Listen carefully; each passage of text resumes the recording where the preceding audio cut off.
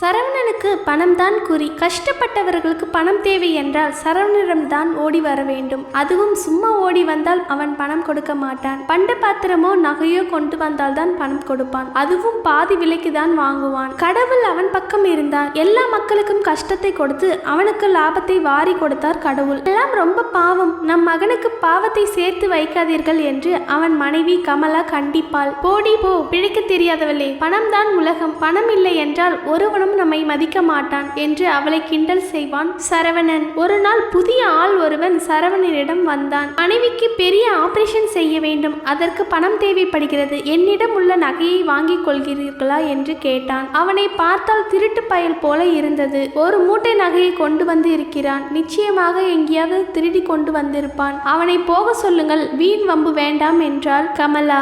ஆனால் நகையை கண்டதும் பேராசை பொங்கியது சரவணனுக்கு. இவ்வளவு நகை எங்கே கிடைக்கும் என்று நினைத்து யோசிக்க மறந்தான். கமலா, நீ இந்த விஷயத்தில் தலையிடாதே, உனக்கு என்ன தெரியும்? அவளை திட்டி அனுப்பிவிட்டு மூட்டையுடன் வந்த ஆளை உள்ளே அழைத்தான். அந்த ஆள் மூட்டையை பிரித்தான். ஏராளமான தங்க நகை மின்னியது. அவற்றை பார்த்து உறைந்து போனான் சரவணன். எல்லாமே சுத்த தங்கம், ₹1,00,000 மேலே பெறும் என்று திருடன் சொன்னான். 10,000 ரூபாய் தான் கொடுப்பேன், இஷ்டம் இருந்தால் கொடு, இல்லாவிட்டால் போ என்று கண்டிப்பாக பேசினான் சரவணன். சரி ஐயா, பணத்தை கொடுங்கள் என்று அழுது வடிந்தான் அந்த ஆள். உடனே பணத்தை கொடுத்து நகையை வாங்கி பீரோவில் வைத்து பூட்டினான் சரவணன். மனம் முழுவதும் சந்தோஷம். இப்படி ஒரு அதிர்ஷ்டம் யாருக்கு அடிக்கும்? ₹1,00,000 பெருமான் உள்ள நகையை 10,000 ரூபாய்க்கு சுருட்டிய தன்னுடைய திறமையை எண்ணி மகிழ்ந்தான். ஒரு மாதம் சென்றது. சரவணன் வீட்டு வாசலில் போலீஸ் ஜீப் ஒன்று வந்து நின்றது. அதிலிருந்து இன்ஸ்பெக்டரும் காவலர்களும் கையில் விலங்கு பூட்டிய ஒருவனோடு கீழே இறங்கினார்கள். கையில் விலங்குடன் காணப்பட்டவன் ஒரு மாதத்திற்கு முன்னால்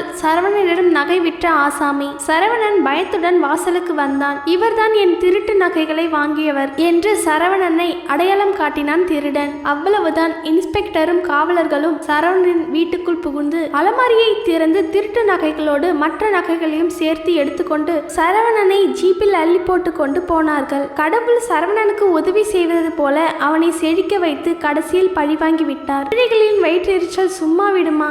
ஏமாற்றி வாங்கினால் இப்படிதான் கடைசியில் நடக்கும். கடவுள் போட்ட கணக்கு வேறு என்பதை நாம் மறக்க கூடாது.